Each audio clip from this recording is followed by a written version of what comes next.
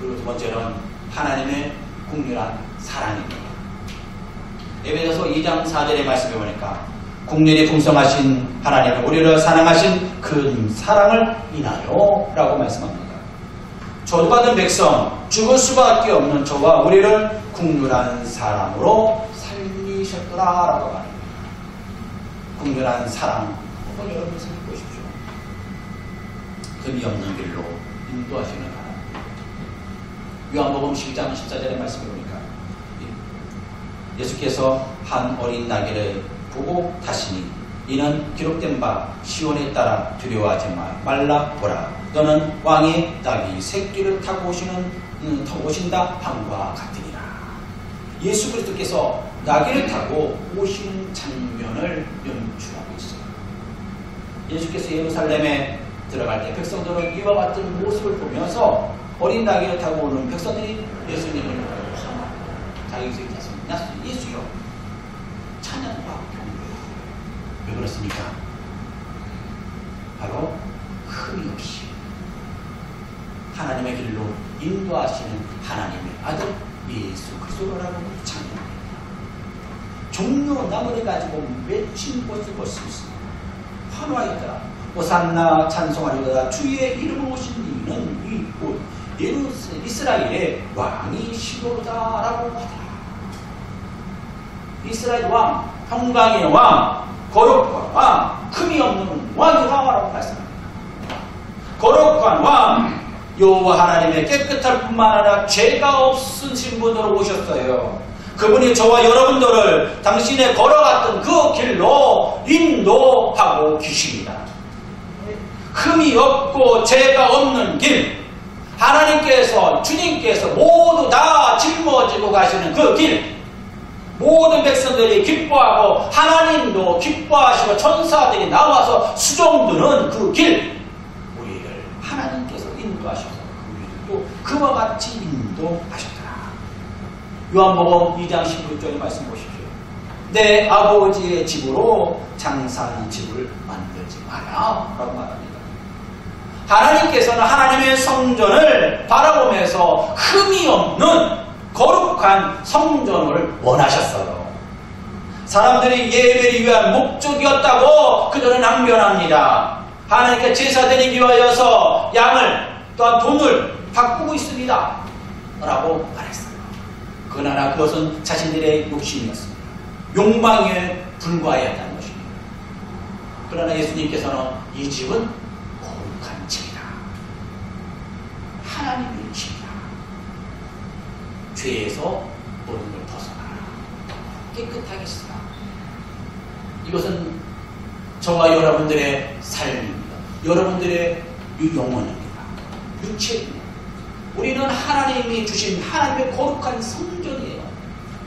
우리가 보이는 하나님의 소경재단 거룩한 성전이기도 하지만 저와 여러분들의 육체도 거룩한 성전임을 믿습니다.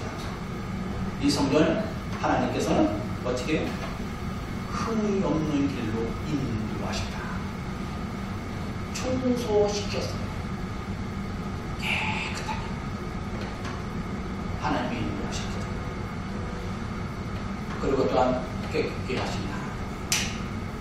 국률한 사람, 세상의 장소와 시간에 제약을 받지 않는 것입니다. 요한복음 12장 17절의 말씀입니다. 나사로가 무덤에 불러내어 죽은 자 가운데서 살리실 때 함께 있던 우리가 증언한지라 라고 말씀합니다. 바로 하나님의 말씀을 깨닫게 하신 하나님. 세상의 어느 곳에 서 있든지 그곳이 다가 아니라는 것입니다. 죽음의 끝자락이라고 해도 하나님의 긍휼한 은혜, 사랑은 그 안에 있습니다. 증언하고 있다는 것입니다. 나사로가 무덤에서 살아날 때도 그곳에 유대인뿐만 아니라 바리새인들이 목격하고 있습니다.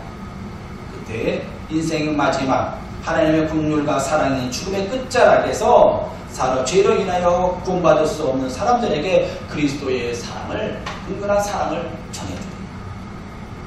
그 말씀을 듣고 깨달으라 라는 말씀이에요. 사람들에게 가장 큰 변화라고 하는 건 뭡니까? 깨달음이에요. 깨닫는 자가 복이 있다 라고 말씀해 주셨어요. 우리가 하나님의 말씀을 듣는 게 무엇을 하나님의 말씀이 들려줄 때 깨닫는 은혜예요. 깨닫는. 그래서 나에게 하나님의 말씀이 들려준 믿음으로 우리가 굳건히 서서 다시 깨닫고 하나님께 다시 회개하고 하나님의 거룩한 자로 날마다 성화의 삶을 살아가는 것입니다. 이것이 바로 하나님과의 끊긴 것이 관계가 다시 회복되는 길임을 믿습니다. 그래서 깨닫는 은혜 우리들에게 임하여야 될 줄 믿습니다. 예수께서 말씀하실 때에 그 말씀을 깨달아야 될 줄로 믿습니다. 그때 깨닫는 은혜의 축복이 여러분들에게 임할 줄 믿습니다. 그리고 또 마지막으로는 지금 우리를 사랑하신 큰 사랑이라는 것입니다. 에베소서 2장 4절의 말씀에 보니까 국률에 풍성하신 하나님이 우리를 사랑하신 그 큰 사랑을 인하여 라고 말합니다.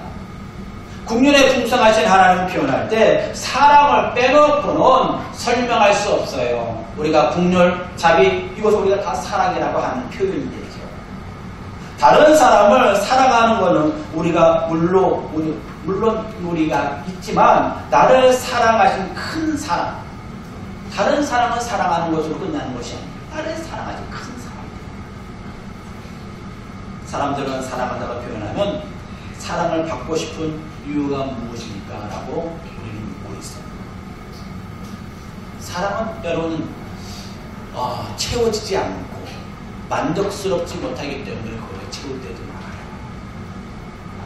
그래서 사랑을 더 경험하기 원해서 아니 내가 경험하였던 그것을 얻기 위해서 그 사랑을 요구할 때가 많습니다. 사실 사랑을 채울 수 없다라는 사실을 알면서도 사랑을 원해요.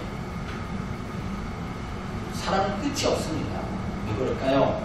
내가 마음이 원하기 때문에 어떤 물질로 어떤 행위로 갈급함이 채워지는 것이 아닙니다. 우리에게 우리 심령에 채워짐의 은혜가 있으면 그것에 만족을 누립니다. 내 힘으로는 가능하지 않은 사실입니다. 예수 그리스도의 사랑만이 필요하다는 것입니다. 하나님의 사랑 같은 큰 사랑이 우리에게 임재해야 될 줄로 믿습니다. 내가 원하는 사랑의 방법이 아니라 상대방이 원하는 방법으로 그래서 사랑을 베풀어 주어야 돼요. 예수님께서는 끊임없이 내가 원하는 것을 통하여 주신 것이 아니라 바로 우리들이 원하는 것을 주셨어요. 예수님께서 십자가를 지시기 원하셨을까요? 아니에요. 아버지 하나님이요 원하고 건데 이 십자가의 잔을 내게서 물리쳐달라고 기도합니다.